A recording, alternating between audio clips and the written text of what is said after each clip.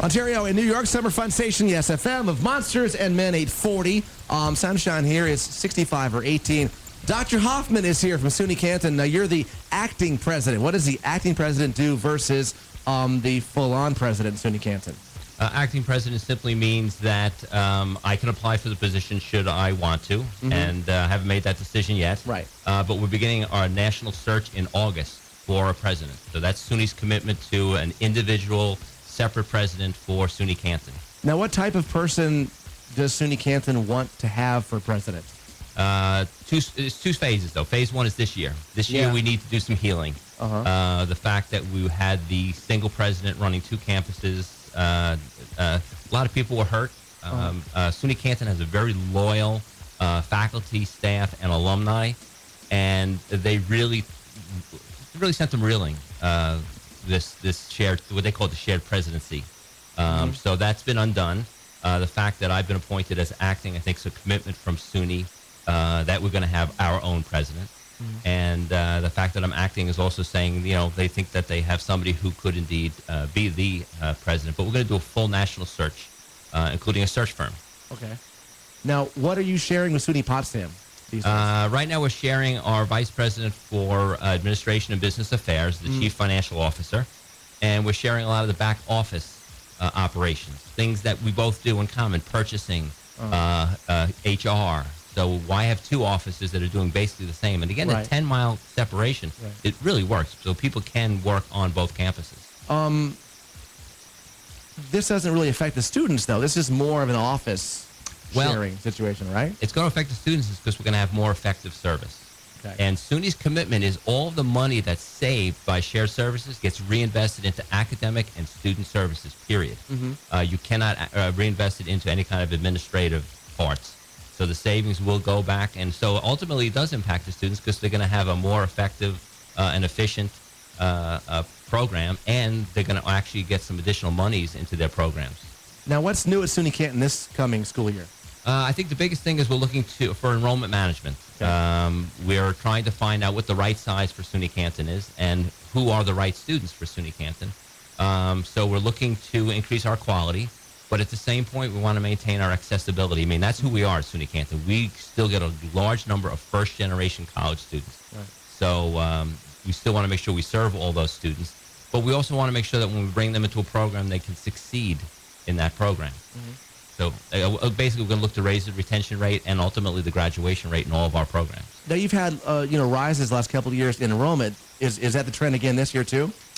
There's a right size for SUNY-Canton, and we don't know what it is. So it's nice to have 3,800 students. Right.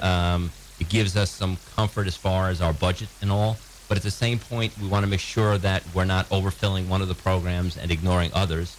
One of the things as new eyes on the scene, I wonder why we've completely abandoned agriculture. I think there's an opportunity for us to do something maybe with an ag business program. So I think, there's a right size for us. We have our students like the fact that it's a small college feel. But what's the definition of small? Right, yeah. Is 5,000 small? I don't know. Right now we're at 3,800, and yet these students have their own little individual learning communities, so they feel like they're having a small college experience. They identify with the dormitory that they're in. They identify with the major that they're in.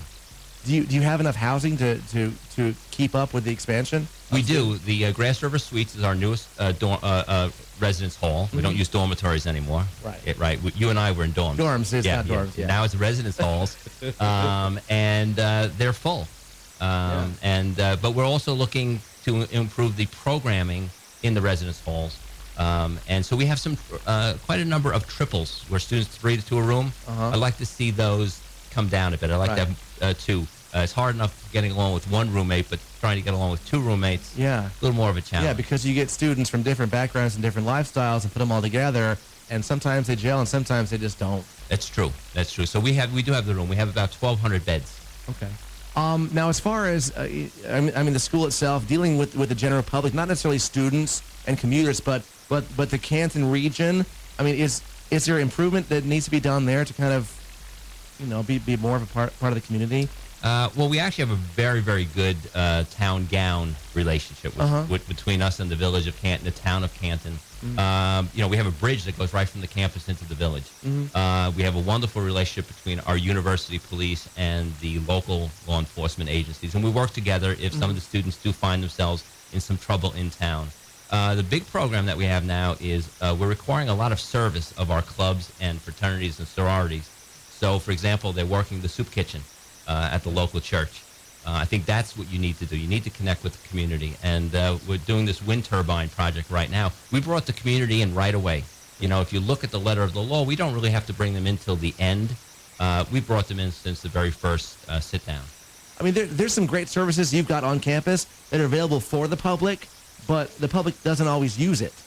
Well, the big one is our new athletic facility. Right.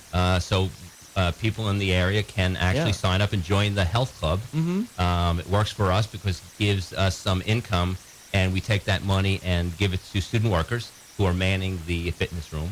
And also it gets people onto the campus. I mean, it's a beautiful, beautiful campus. We have great running paths. We have great cross-country ski paths.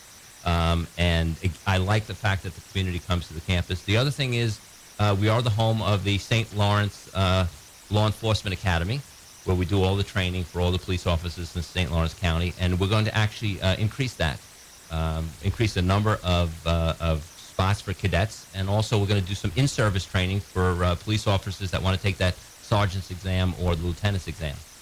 Okay, now should you be president of SUNY-Canton, where do you want to see the college in 5 or 10 years from now? I'd like us really to identify who we are.